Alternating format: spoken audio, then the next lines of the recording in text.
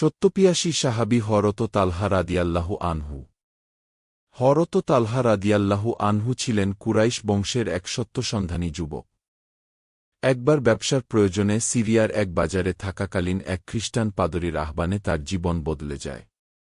সেই পাদরী চিৎকার করে মক্কাবাসীদের খুঁজছিলেন এবং তালহা রাদিয়াল্লাহু আনহু সাড়া দিলে তিনি জানতে চান, মক্কায় আহমাদ নামে কেউ আত্মপ্রকাশ করেছেন কিনা।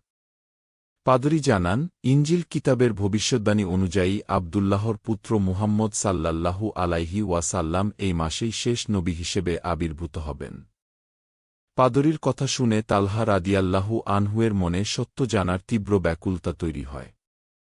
তিনি ব্যবসা ফেলে দ্রুত মক্কায় ফিরে আসেন এবং স্বজনদের কাছে বিষয়টি নিয়ে অনুসন্ধান শুরু করেন। জানতে পারেন, তার অনুপস্থিতিতে মুহাম্মদ সাল্লাল্লাহু আলাইহি ওয়াসাল্লাম নবুয়ত দাবি করেছেন এবং তার ঘনিষ্ঠ বন্ধু আবু বকর রাদিয়াল্লাহু আনহু ইতিমধ্যে ইসলাম গ্রহণ করেছেন।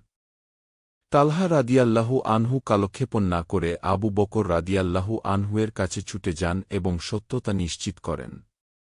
আবু বকর রাদিয়াল্লাহু আনহু তাকে মূর্তিপূজা ছেড়ে এক আল্লাহর পথে আসার আহ্বান জানান। বন্ধুর কথায় প্রভাবিত হয়ে তিনি রাসূলুল্লাহ সাল্লাল্লাহু আলাইহি ওয়াসাল্লামের দরবারে হাজির হন। নবীজির নুরানি চেহারা দেখে তার মনে প্রশান্তি নেমে আসে এবং মাত্র ১৭ বছর বয়সে তিনি কালেমা পড়ে ইসলাম গ্রহণ করেন। এভাবেই শুরু হয় একজন মহান সাহাবীর ত্যাগের মহিমান্বিত পথচলা।